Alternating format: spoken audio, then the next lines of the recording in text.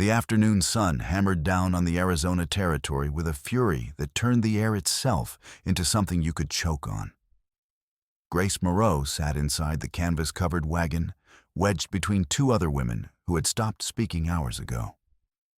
The wheels beneath them groaned over every rut and stone, and the dust that seeped through the canvas tasted like iron and despair. Her right leg, shortened by 3 inches since a childhood fever had twisted the bone, throbbed with each jolt. The wooden crutch she had carved herself in New Orleans lay across her knees, its handle worn smooth by constant use.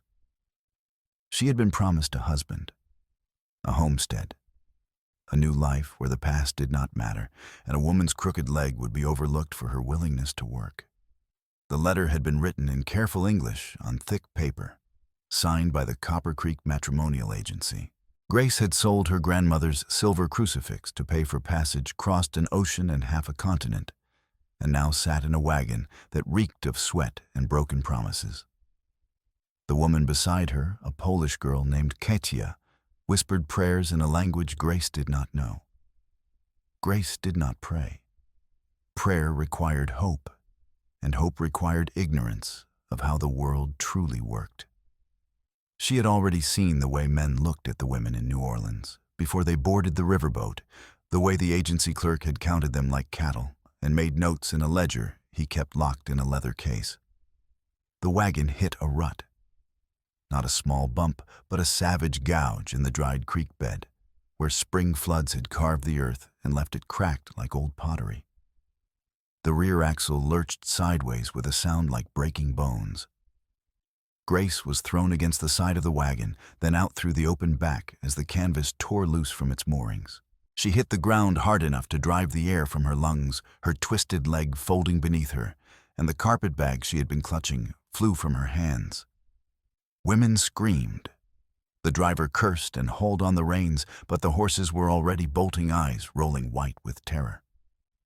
Grace tried to roll clear, but her weak leg would not obey. The rear wheel, iron-rimmed and tall as her shoulder, carved a path straight toward her skull. She could smell the horses now sweat and panic, and hear the splintering of wood as the axle began to fail. Time stretched like taffy.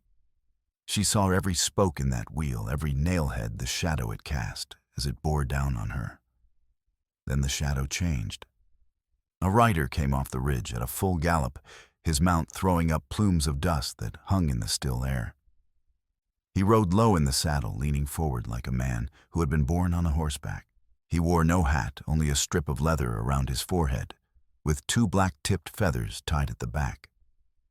His shirt was pale doeskin, open at the throat, and his trousers were the same worn leather, patched at the knees. He drove his mount between Grace and the wagon with inches to spare, and as he passed, he reached down and grabbed the back of her dress. Fabric tore. Her shoulder wrenched. But she was moving, dragged across the dirt and then hauled up across his thighs as he spun the horse away. The wheel missed her head by a handspan. Behind them, one of the wagon horses screamed and went down, leg shattered in the traces. Gunfire cracked from the escort riders. Grace heard the whine of bullets, felt the rider's body jerk as he shielded her with his own. His horse stretched into a hard run, and Grace, gasping, managed to hook her good leg behind the saddle horn and grab his belt with both hands. They raced east into the failing light, while men shouted and fired, and the wagon tipped sideways in a spray of splinters. When the rifle shots finally faded behind a line of red boulders, the rider slowed to a walk and let her slide to the ground. She landed badly, her right leg buckling, and immediately snatched up a rock the size of her fist. "If you plan to sell me," she said in English, thick with a French accent, "I will crack your skull first." The rider studied her. He was perhaps 30 years old, with a face carved by sun and wind-high cheekbones and eyes that missed nothing. His skin was brown, his hair black and tied back with a cord. An Apache, she realized. The men in New Orleans had spoken of them in the same tone they used for rattlesnakes and tornadoes. "I do not buy women," he said quietly. His English was clear, though his cadence was different from hers. Or sell them. She lowered the rock an inch. Then what do you want? To know why white men shoot at me for saving one of their own.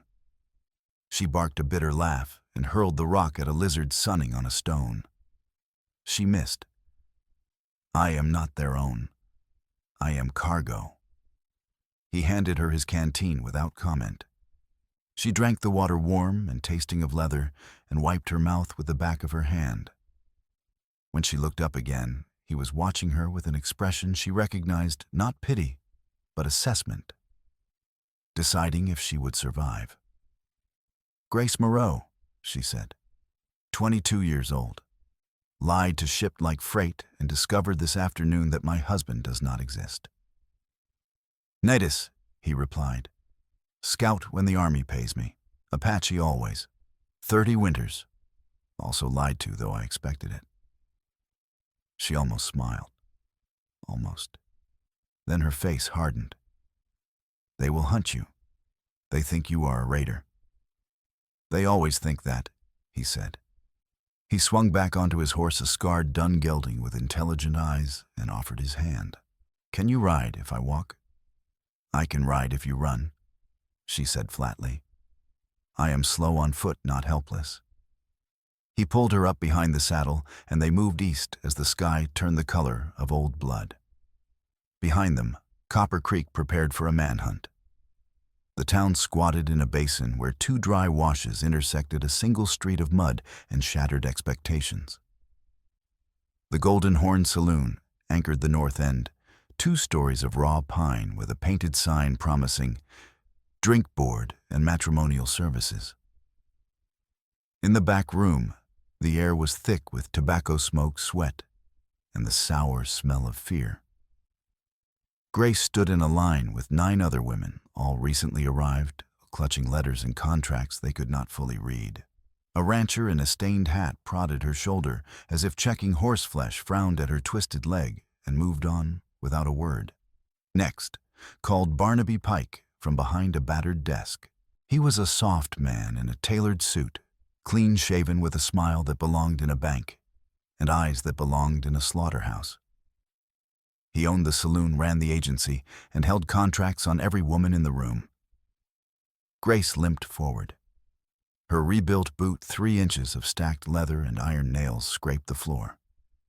Men at the bar snickered. Barnaby glanced at her leg, then at the paper in his hand. Grace Moreau, French.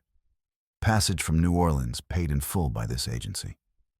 Contract states you owe $200 plus interest accrued during travel before you may leave my employment. I was promised a husband and land, Grace said, voice steady. Not servitude. Promises are wind, miss. Contracts are law.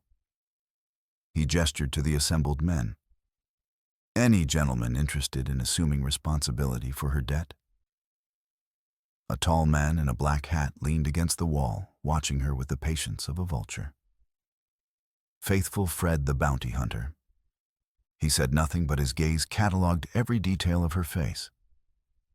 Virgil Tate, a homesteader in a threadbare coat, shook his head sadly. I wish I could help, miss. I have no money.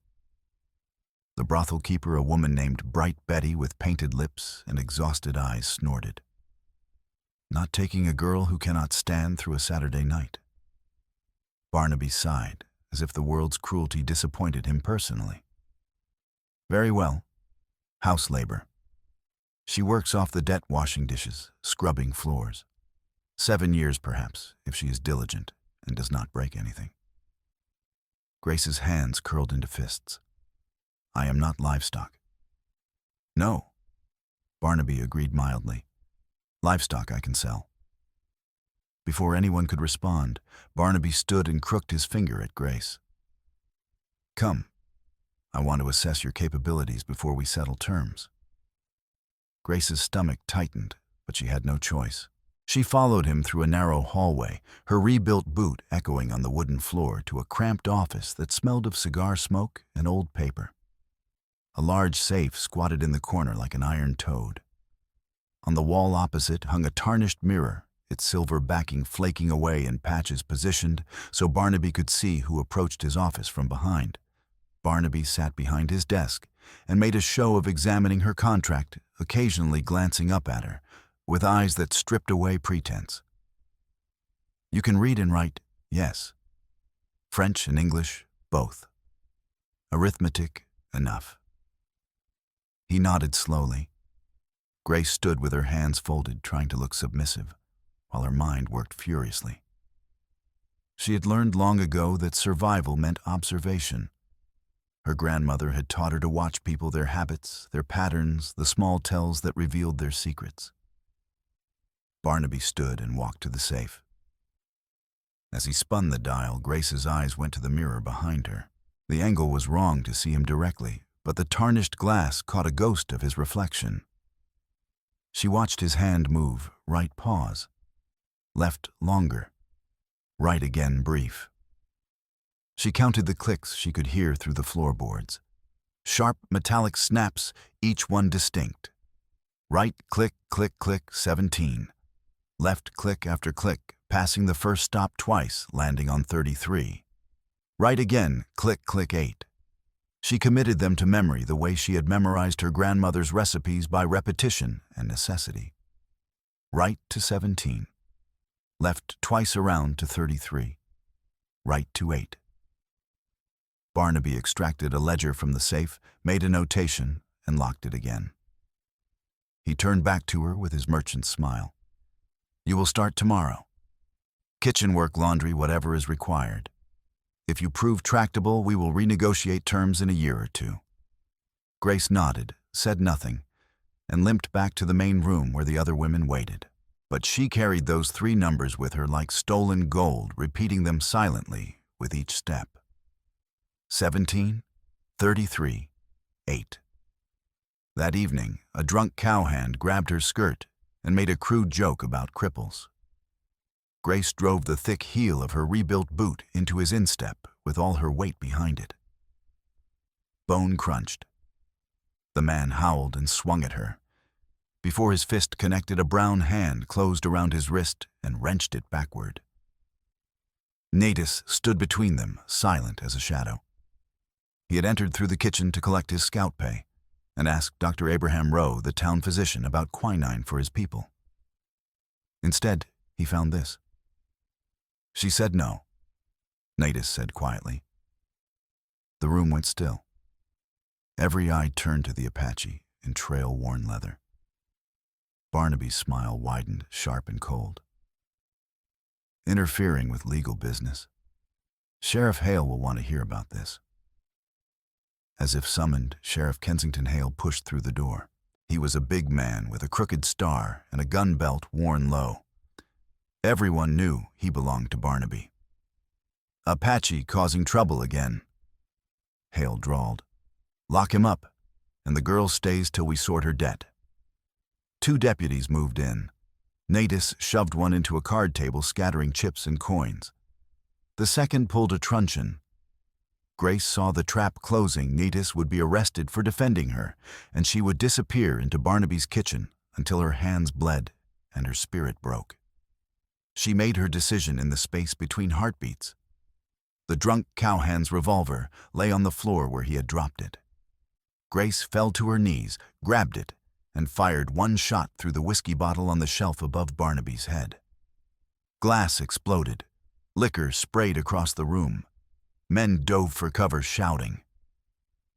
In the chaos, Natus grabbed her arm and hauled her toward the kitchen door. "Now you are trouble too." "I was born trouble," she shot back. They burst into the alley. A deputy tackled Grace from behind. She hit the dirt hard, her right leg twisting beneath her white pain, lancing up her spine. The deputy raised his club. Natus drove his fist into the man's jaw, snapping his head sideways, and pulled Grace upright. Behind them, the saloon vomited armed men into the street. Horses were being saddled, rifles loaded. Natus whistled sharp and high. The dun gelding trotted from the shadows.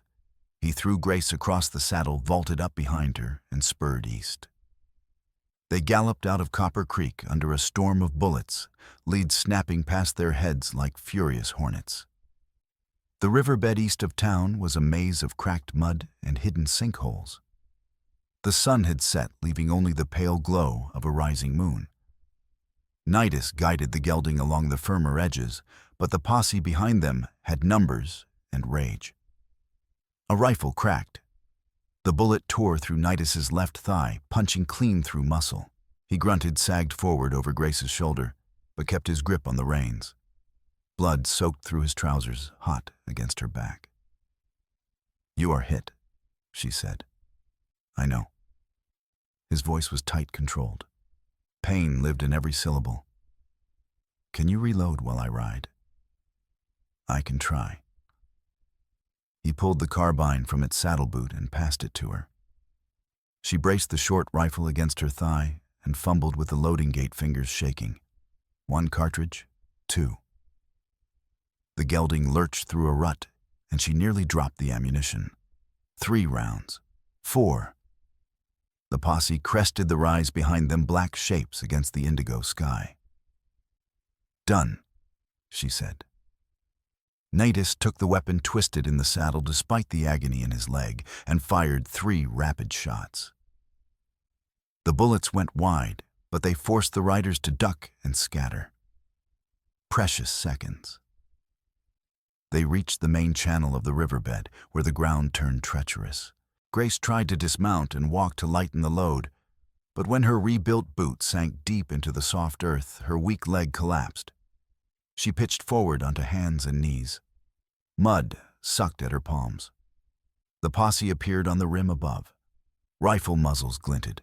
Shots kicked up dirt 6 inches from her fingers. She could smell gunpowder and her own fierce sweat taste, dust and blood in her mouth. Nidus slid from the saddle, his left leg buckling, and knelt beside her. His face was gray beneath the bronze lips, pressed into a thin line. This was the moment the Apache warrior, with 2 black-tipped feathers in his headband, one hand gripping her shoulder, and the limping girl on her knees in the mud, both framed by moonlight and drifting smoke. "Can you crawl?" he asked. "Not fast." "Then we move slow and low." He showed her how to drag herself forward, using her elbows and good knee, keeping her profile beneath the sight lines. The gelding, trained by raids and war, moved beside them like a living shield. Bullets thudded into the leather saddlebags, not flesh, but only barely. Grace's arms burned. Her palms were raw. She could hear her own breathing, ragged and desperate, and the shouts of the men above. They zigzagged through the mud as darkness deepened. At last they reached a narrow side gully where red rock walls rose like broken teeth. Nidus knew a hidden trail here, one the cavalry had never found. He led the gelding up the path, Grace clinging to the stirrup leather with both hands, and by the time the posse regrouped to search the riverbed, their quarry had vanished into the labyrinth of stone. A mile into the hills, Nidus collapsed against a boulder. Blood had soaked through his trousers and pooled in his boot. Grace tore strips from her petticoat, good French linen now filthy, and examined the wound by moonlight. Entry hole in the front of his thigh, exit in the back.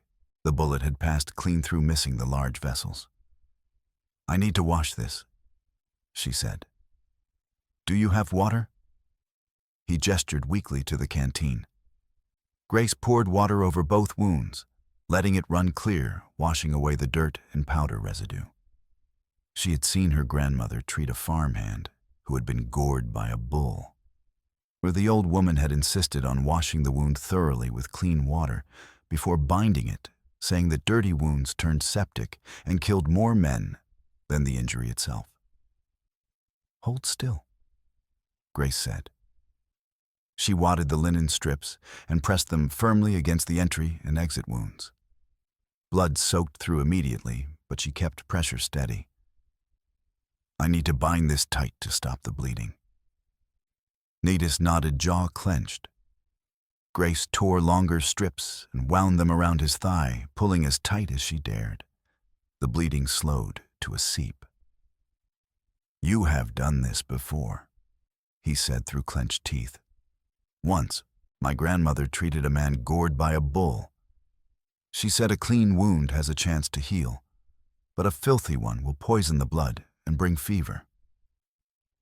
Your grandmother was wise. Grace sat back on her heels, hands shaking now that the crisis had passed. Can you ride tomorrow? I will ride tonight if I must, he said. Then softer. Why did you shoot the whiskey? Because men care more about whiskey than women, Grace said. I gave them something worth diving for. A ghost of a smile touched his mouth. Smart. Desperate, she corrected. Then softer. Thank you for not leaving me behind. I do not leave people to be trampled, he said. Not anymore. She wanted to ask what he meant, but his eyes closed, and she let him rest while she kept watch through the long night. At dawn, they reached the Apache camp, a hidden canyon watered by a spring that seeped from a crack in the sandstone. A dozen lodges clustered near the waterbrush wickiups and hide-covered frames, practical and temporary. Children stopped their games to stare at Grace. Women paused at their work. A dog barked, once then fell silent. Coda emerged from the largest lodge. He was Nidus's uncle, a man of perhaps 50 winters with scars that told stories and eyes that had seen too much. He took in the sight of his nephew bleeding and the white woman limping beside him, and his face hardened. He spoke in rapid Apache words, sharp as flint. Nidus answered in the same tongue voice, steady despite his exhaustion. The argument was brief. Coda pointed at Grace and spoke a single word she understood. Soldiers. He says you will bring the cavalry, Nidus translated wearily.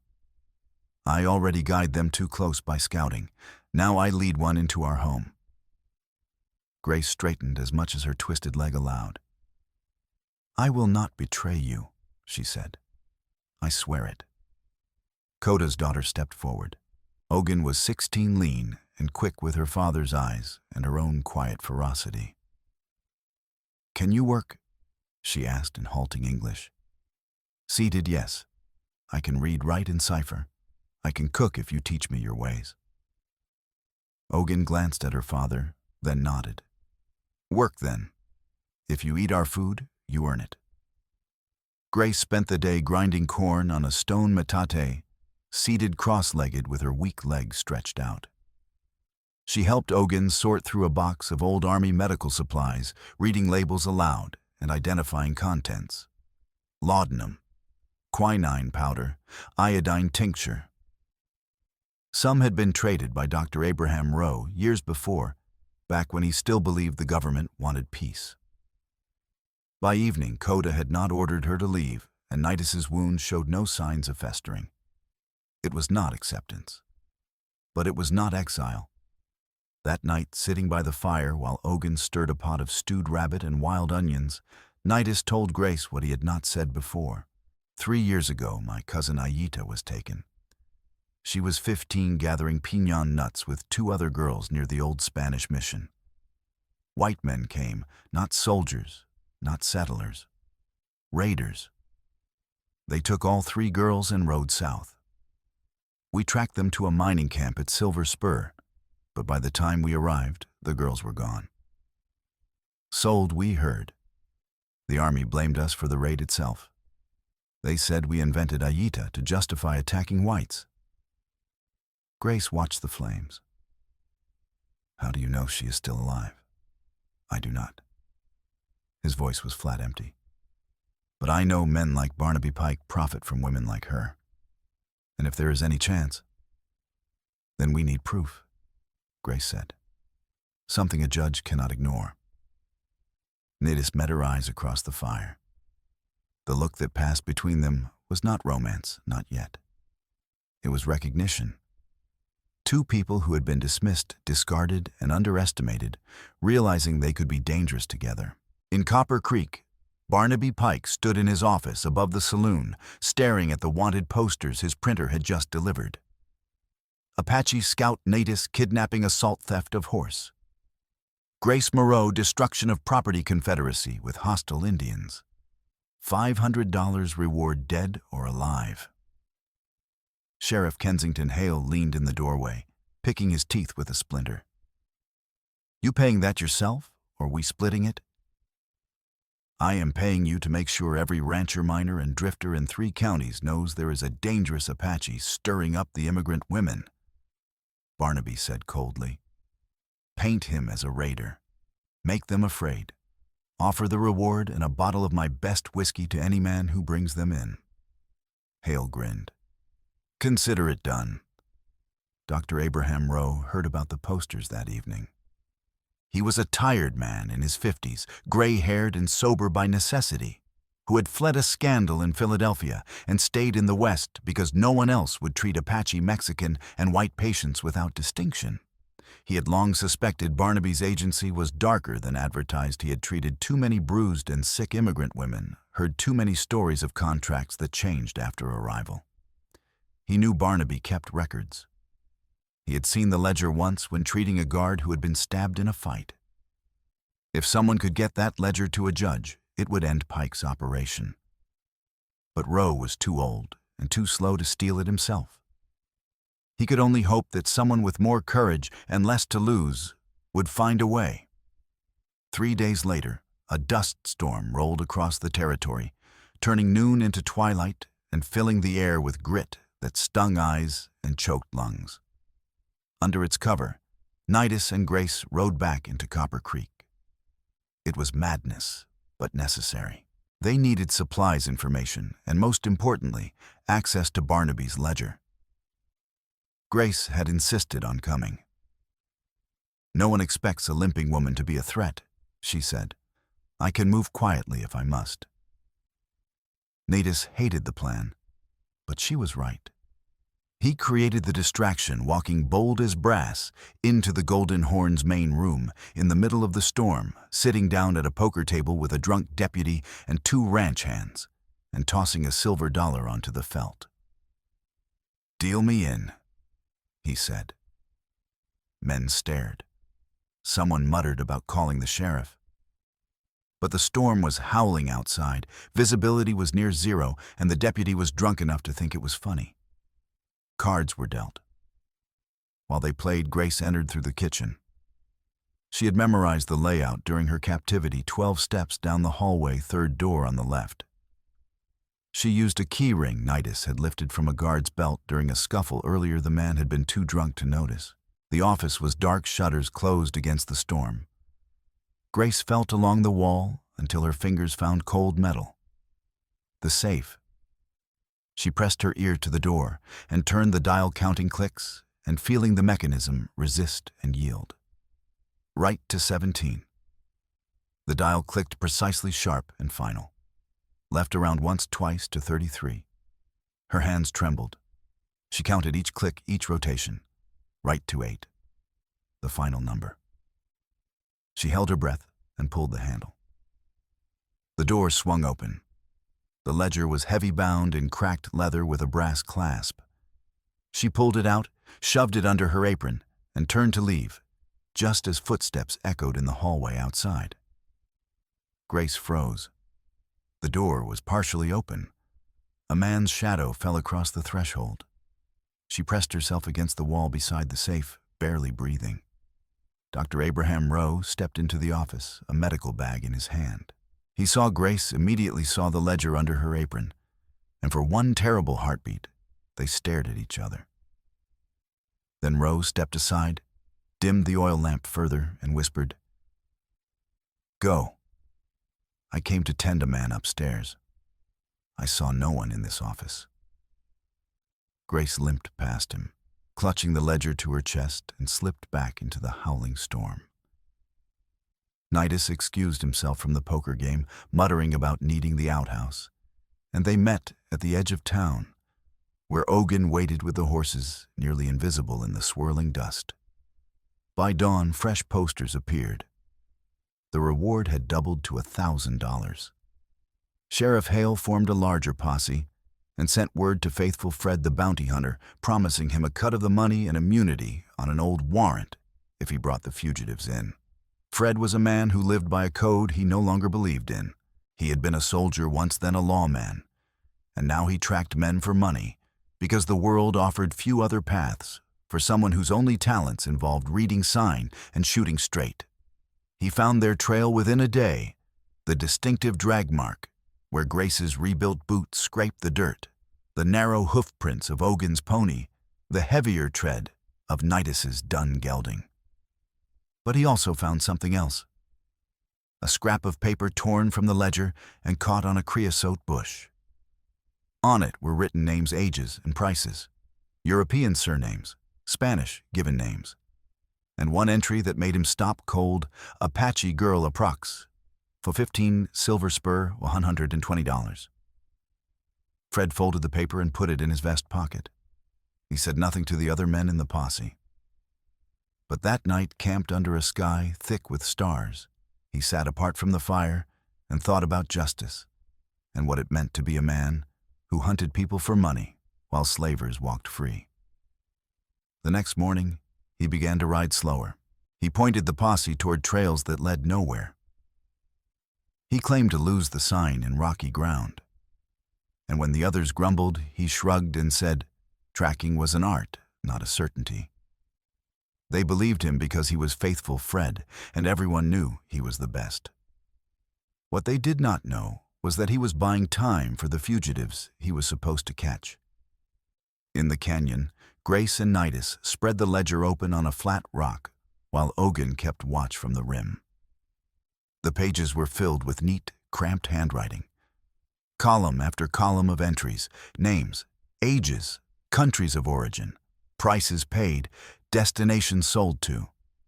Some entries were marked, paid in full. Others were crossed out with a notation that made Grace's blood run cold, deceased, no refund. She turned pages slowly, dread building with each one. European women sold as brides or servants. Mexican girls listed as household labor. And then near the middle of the book, a section that made Nidus go rigid. The handwriting here was rougher, as if the clerk had been transcribing spoken words he did not fully understand. Ita, Apache, age 15 or thereabouts. Taken near Spanish mission, sold silver spur mining camp. Payment $120 received in full. Buyer Cormac Blythe, foreman. Below it were two other entries. The girls who had been taken with Aita. One was marked deceased cholera. The other had no notation at all. Nidus stared at the page. His hand steady when loading a rifle or guiding a horse through gunfire shook now. She was real, he said hoarsely. We told the army she was real. They called us liars. Grace reached across the ledger and gripped his wrist. Not romantically, practically. Anchoring him. We have proof now. If we can get this to a territorial judge, they will not care about an Apache girl. They will care about dozens of white women, Grace said, voice hard. And once we force that door open, we make them see Aita too. We use their prejudice against them. It was cold, brutal pragmatism. Grace hated herself for it. But Nidus understood the world they lived in. After a long silence, he nodded. Then we ride for Silver Spur. Judge Crane holds court there next month. Ogun, listening from her perch above, called down softly. When do we leave? Nidus looked up at her. You should stay. This will be dangerous. My brother and I used to play with Aita when we were children, Ogun said. If she is alive, I want to see her free. I am coming. That night, Koda summoned Nidus to his lodge. The two men spoke in Apache for a long time, voices rising and falling. Grace could not understand the words, but she heard the grief and anger in Koda's tone. When Nidus emerged, his face was unreadable. He says I have chosen a white woman over my people, Nidus said quietly. He says I bring danger to the canyon for a piece of paper. What did you say? That the paper proves what was done to Aita, and that if we do nothing more, girls will be taken. He paused. He did not agree. but he did not forbid me to go. The decision should have been the end of it. But that very night the choice came back to haunt them.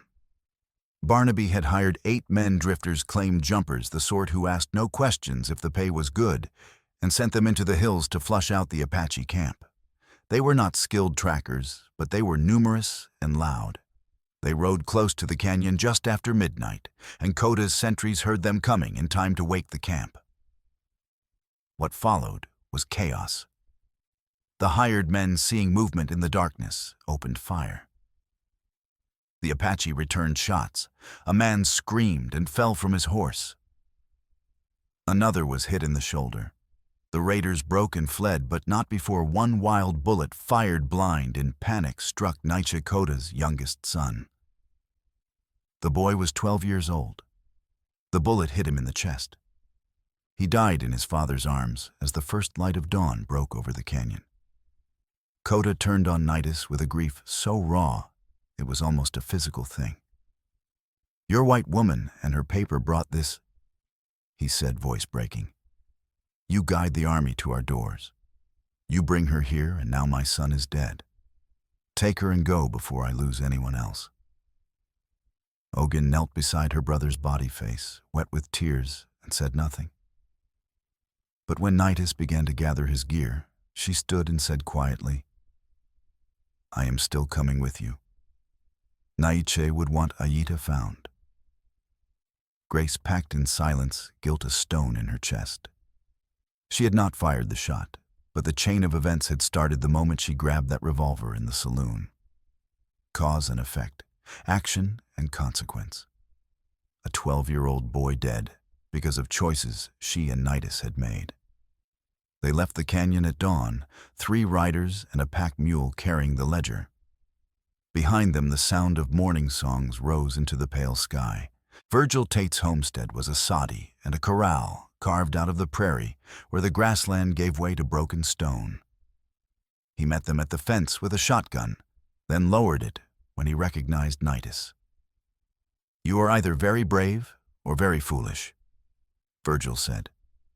"Both," Grace replied. "Also very hungry." Virgil fed them salt pork cornbread and weak coffee. He gave them an old Colt revolver and a box of ammunition, apologizing that he could not offer more. "I got no money and no pull with the law. But if law meant something out here, good people would not be risking their necks just to prove what everybody already knows." Grace showed him the ledger. Virgil read 3 pages and went pale as paste. "Hellfire," he breathed. "Barnaby did all this. And more," Naitis said. "We need to reach Silver Spur before he stops us." Virgil nodded slowly. "Drought Creek Pass is the only way through the hills from here that will not cost you a week.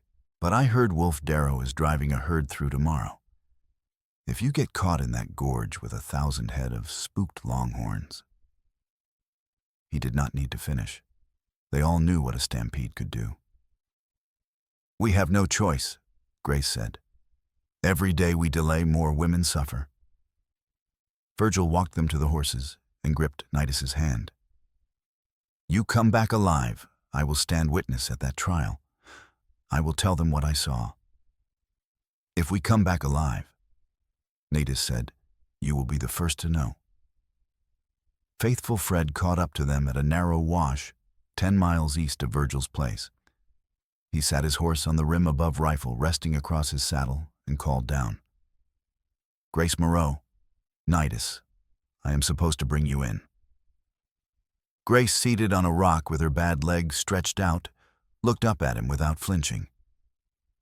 "You read the paper we dropped. You know what Pike does to the women he buys back." Fred was silent for a long moment. His horse shifted beneath him. In his weathered face, Grace could see the battle being waged, years of reputation against the weight of conscience. His jaw worked. His knuckles whitened on the rifle stock. "I have a daughter," he said finally, voice rough as gravel. "Back in Kansas. Haven't seen her in 6 years. I send money when I can, but I don't know if she even remembers my face." He paused, swallowed hard. If someone did to her what Pike did to those girls, if she needed help and no one came because it wasn't profitable. He stopped, looked down at his hands. When he raised his eyes again, they were bright with something Grace recognized the look of a man who had finally decided which side of a line he would stand on. Drought Creek Pass, Fred said quietly. Darrow is driving a herd through tomorrow at noon. Barnaby paid him to trap you there. Kensington will have riflemen on the rim. You go that way, you will die. Why tell us? Nidus asked. Because I am tired of working for slavers, Fred said.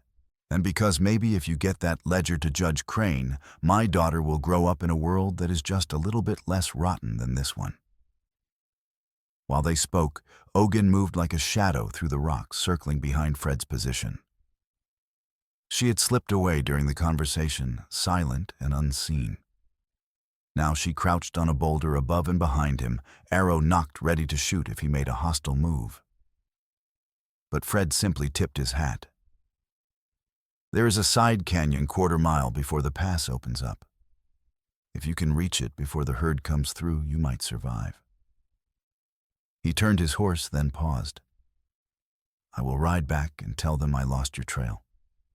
That gives you maybe 2 days before someone else picks it up. He rode west without looking back, and Ogun lowered her bow, something like respect in her eyes. Neatest Grace Ogun and Dr. Abraham Rowe, who had joined them at Virgil's bringing medical supplies and his own testimony, stood at the mouth of Drought Creek Pass the next morning and stared into the jaws of death. The pass was a natural corridor carved by ancient floods 20 feet wide at the bottom and narrowing in places to barely 12. The walls rose sheer and crumbling on both sides, red sandstone layered like a blood-soaked cake and baking under the relentless sun. The ground was packed dirt littered with old bones and the dried droppings of animals that used the pass as a migration route. The air already smelled like dust and death. We could wait, Rowe said quietly. He sat astride his mule, his medical bag lashed behind the saddle. Find another way. There is no other way, Nidus said. Not in time. Grace studied the walls, calculating angles and distances, the way she had learned to calculate how far she could walk on her bad leg before it gave out. Fred said there is a side canyon. A side, if we can reach it. The ground trembled. It started as a vibration, subtle enough that Grace thought at first it was her own pulse hammering through her body. But then it grew, a deep, rhythmic shudder that came up through the hooves of the horses and the soles of their boots. The dust on the ground began to dance. Pebbles skittered down the canyon walls. They are early, Ogun said, voice tight. From the far end of the gorge, a quarter-mile away, came a sound like distant thunder that would not stop. Then the first bellows, raw, terrified animal screams that echoed off the stone. Whips cracked, men shouted. Pistol shots rang out sharp as breaking bones. And then the herd appeared. A solid wall of longhorns funneling into the narrow pass like flood water down a drain. 1,000 head of cattle, each weighing half a ton, driven hard by Wolf Darrow's cow hands. The animals were already panicked eyes, rolling white foam flying from their mouths, tongues lolling. Their hooves churned the dirt into a roiling storm that rose like smoke. The sound was overwhelming, not just loud but physical, a force that pressed against Grace's chest and made her ribs ache. The bellow of terrified animals mixed with the thunder of hooves, the crack and snap of horns colliding, the splintering of anything caught in the way. The air thickened with dust, so dense it was like breathing mud. Within seconds, Grace could barely see 10 feet ahead. The sun became a dim orange smudge.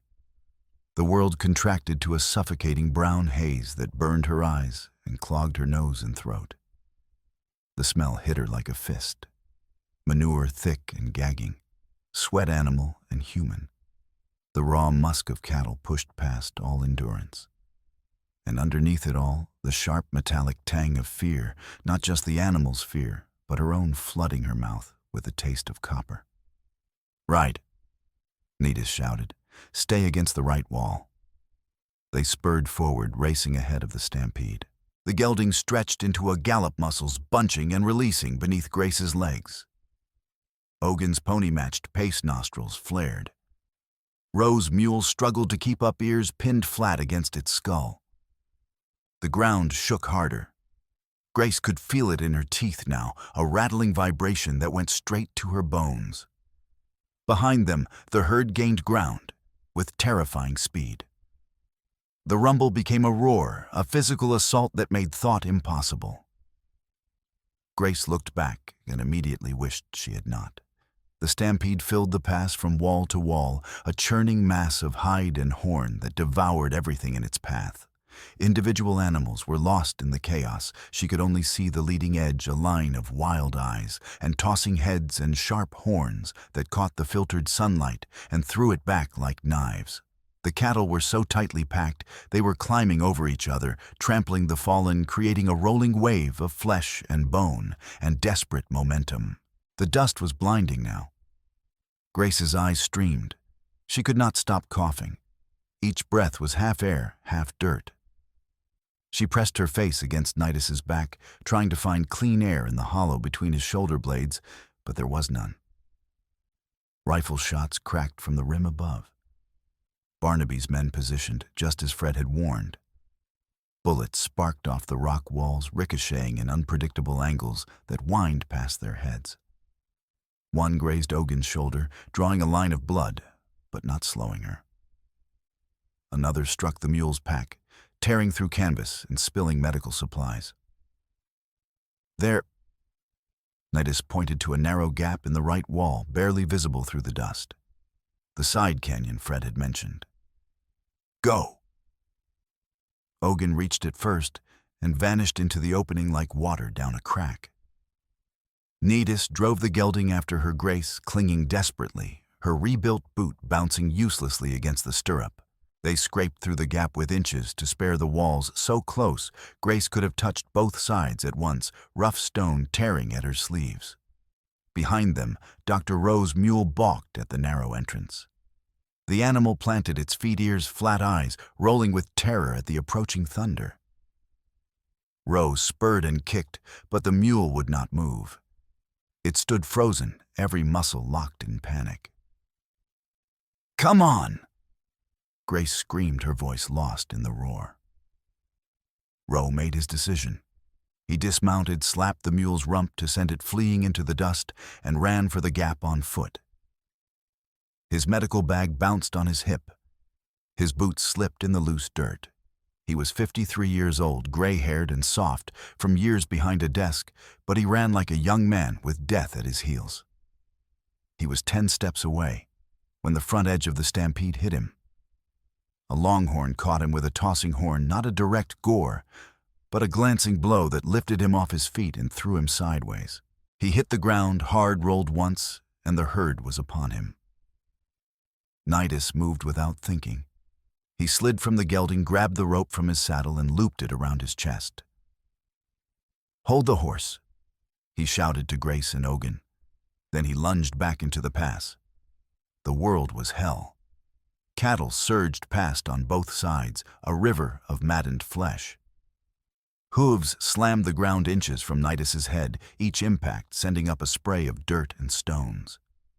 He crawled forward, one hand reaching for Roe, the other clutching the rope.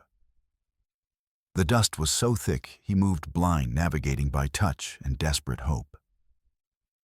A horn raked his back, tearing through his shirt and scoring the skin beneath. Blood ran hot down his spine. Another hoof came down on his outstretched leg, the same leg that had been shot days before, and he felt something crack deep inside, but he kept moving because stopping meant death. His hand closed on Roe's coat. The fabric was slick with blood. He hauled the doctor toward him, dragging dead weight through the churning hooves. A steer's shoulder slammed into his ribs, knocking the air from his lungs. Stars exploded across his vision. Grace and Ogun, pulled on the rope, hauling both men backward into the side canyon inch by agonizing inch. The rope burned Grace's raw palms, opening the blisters and tearing away skin. Her arms screamed. She set her good leg against a boulder and pulled with everything she had, her bad leg dragging uselessly behind her, tears streaming down her face from pain and dust and fear. Nidus and Ro tumbled into the side canyon, just as the main body of the herd thundered past the opening. The ground shook so violently that large stones fell from the walls, one striking Ogun's shoulder hard enough to leave a bruise that would last weeks. The air was solid dust, so thick it was like being underwater. The noise was beyond sound, a physical assault that turned the world into nothing but vibration and terror, and the absolute certainty that they were all going to die. They pressed themselves against the back wall of the side canyon, huddled together like children hiding from a storm. Grace's heart hammered so hard she thought her ribs would crack. Nidus crouched beside her, blood running from a dozen cuts and scrapes, his face gray with pain and exhaustion. Ogun held her wounded shoulder, breathing in short, sharp gasps. And Ro lay motionless, his left leg bent at an angle that was horribly wrong, bone pressing white against torn flesh. The stampede lasted 5 minutes. 5 minutes of thunder and terror and praying to gods Grace was not sure she believed in. When the last steer finally passed and the dust began to settle like brown snow, the silence was almost as deafening as the noise had been. Grace's ears rang. Blood trickled from one nostril. Her hands would not stop shaking. She crawled to Ro on her hands and knees, her bad leg dragging behind her. The doctor's leg was shattered, a compound fracture with the jagged end of the bone visible through torn flesh. Blood soaked his trousers and pooled in the dirt beneath him. His face was the color of old ash. "I need to set this," Grace said, voice hoarse from dust and screaming. Ro nodded weakly. "Straighten the limb first," he whispered. "Pull steady on the foot while someone holds the knee. Then splint it. Do not try to push the bone back in. Just align it and bind it straight." Grace looked at Nidus. His face was the color of old ash, and he favored his left leg so badly he could barely put weight on it, but he nodded. Ogun moved to hold Ro's shoulders, pinning them to keep him from thrashing. Grace gripped the doctor's boot with both bloody hands. Nidus braced Ro's knee with his palms. "On 3, Grace said. 1, 2, 3. She pulled. Ro screamed, a raw animal sound that echoed off the canyon walls and sent a flock of ravens scattering from their perches above. The bone shifted, grinding against itself with a sound like gravel in a tin cup. Grace felt bile rise in her throat, but kept pulling steady and firm until the leg was straight. Sweat poured down her face. Her vision tunneled. But she did not stop until Ro's leg was aligned, the bone no longer jutting at that terrible angle. Nidus used his knife to cut 2 straight branches from a dead juniper and held them against the sides of Ro's leg while Grace bound them with strips torn from her petticoat. She worked quickly, winding the cloth tight, trying not to think about Ro's ragged breathing or the way his eyes had rolled back in his head. When it was done, she sat back on her heels, hands shaking so badly she could barely control them. "We need to wash the wound," she said. "No water," Ogun said quietly. "We lost the canteens in the stampede." Grace closed her eyes. Without water to wash the wound, infection was almost certain. In the 1870s, that meant fever, delirium, and likely death. But there was nothing more she could do. Ro opened his eyes. "Good," he whispered. "Keep it straight. When you find water, pour it over the wound. Do not try to close it. Just keep it clean. You will be fine." Grace said, not believing it, but saying it anyway. "Maybe," Ro said. Then his eyes focused on something past her. "But you need to move, now." Grace turned. Through the settling dust, figures appeared on the rim of the main pass.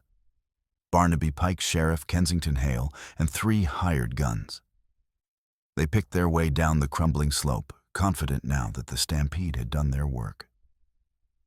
Barnaby saw them in the side canyon, and his face twisted with rage. "Get down there," he ordered. "I want that ledger, and I want them dead." The hired guns began to descend. Nidus checked his revolver, 3 rounds left.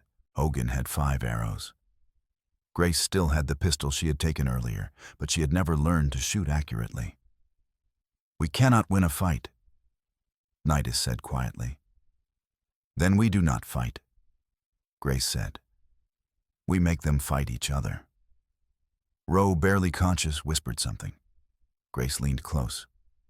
"What?" "My bag." Roe breathed. "Laudanum bottle, 2 ounces. Mix it in their water." Grace understood immediately. She retrieved the medical bag, miraculously still intact, and found the brown glass bottle.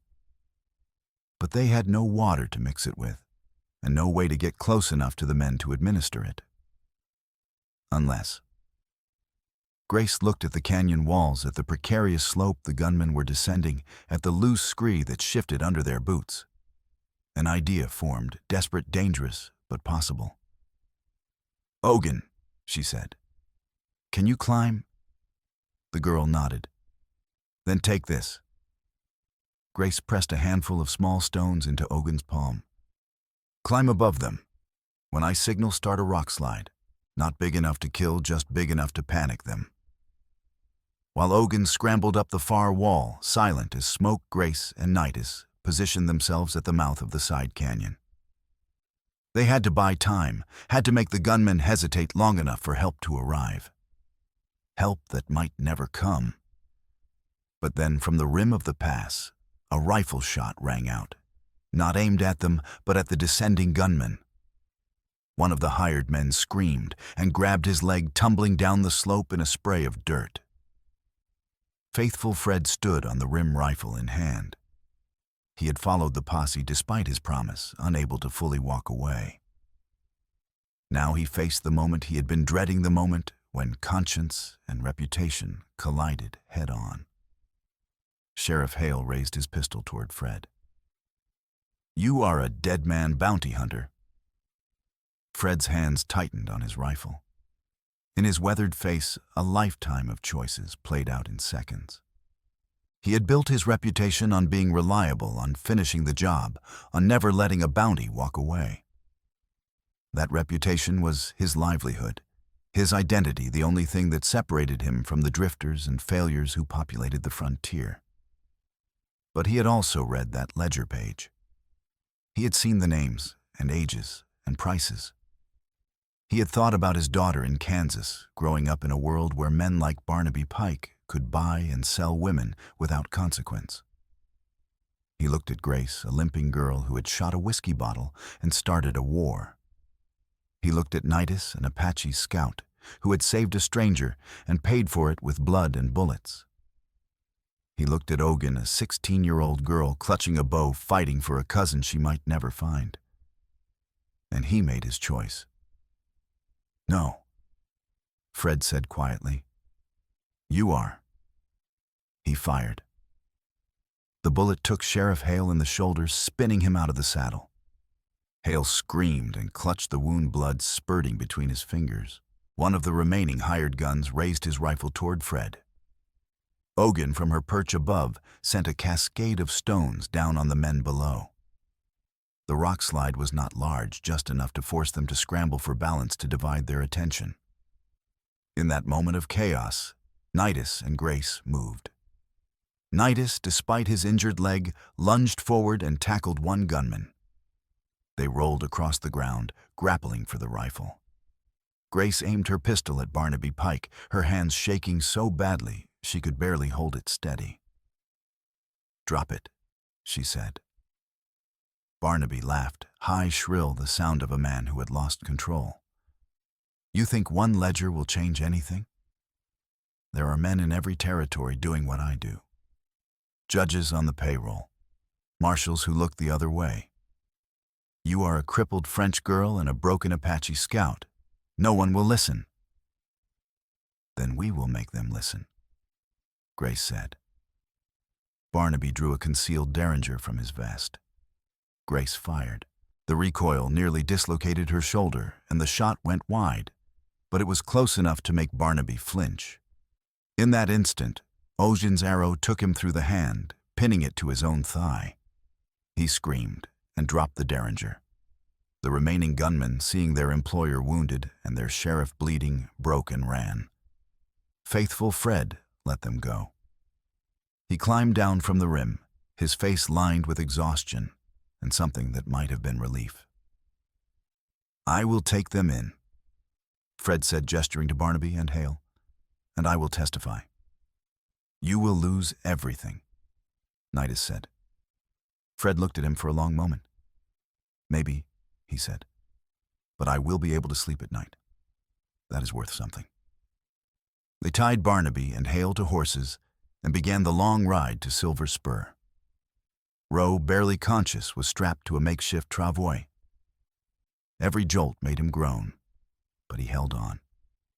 Silver Spur was a mining town, clinging to the bank of a sluggish brown river. The courthouse was a single-room building with whitewashed walls and a crooked stovepipe. Territorial Judge Thaddeus Crane was a man of 60, with steel-gray hair and eyes that had seen every variety of human cruelty, and still somehow believed in the law. The trial lasted 5 days. The courtroom was packed miners, ranchers, townspeople, and 36 women who had been rescued from Barnaby's network after word of his arrest spread. Grace testified first. She spoke in slow, careful English, describing the letter that had promised her a husband and land the voyage from New Orleans the moment she realized she had been sold. She held up the contract, pointed out the forged signatures, and added fees, and met the judge's eyes without wavering. Faithful Fred testified next. He admitted he had been hired to hunt Nidus and Grace, that he had read the ledger's contents, and that he had turned against the men who hired him. "I have done things I am not proud of," he said, voice rough, "but I will not help men who buy and sell women like livestock. Not anymore." Virgil Tate testified about the night Grace and Nidus came to his homestead and what he had read in the ledger.